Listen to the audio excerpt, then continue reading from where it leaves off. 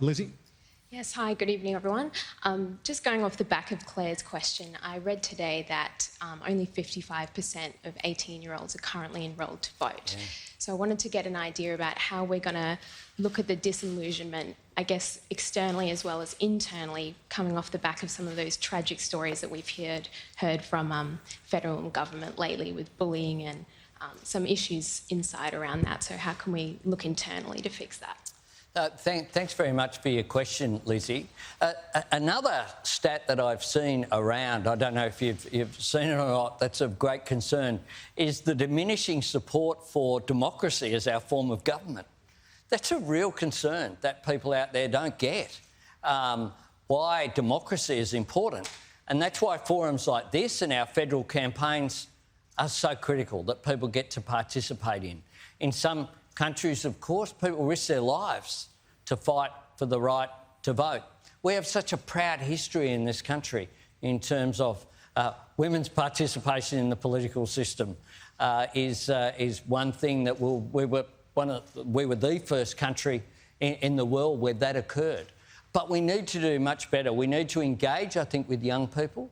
We need to engage on issues that involve them because they are our future. And I know that young people are particularly concerned about issues like climate change, making sure that the world that they inherit is one that's at least as pristine as the one that's there at the moment.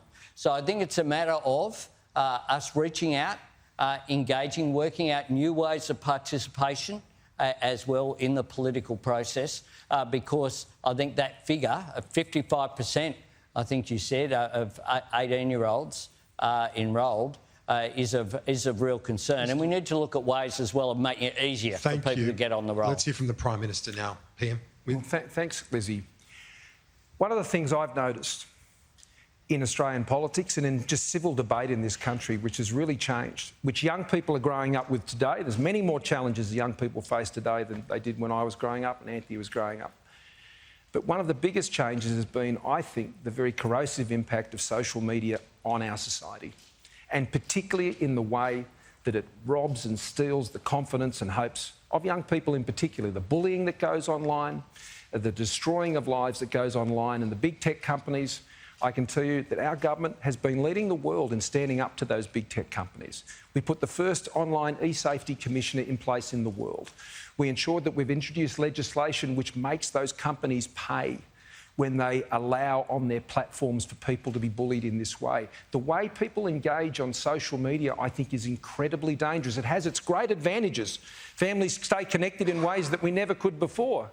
But at the same time, what has happened with social media in our political debate over the last 10 years, it makes me terribly sad, and I think young people have been most affected by that. There are things that people would never say to each other, but they will write it in a comment, and it's hurtful and it's destructive, and the big tech companies have to take responsibility for that.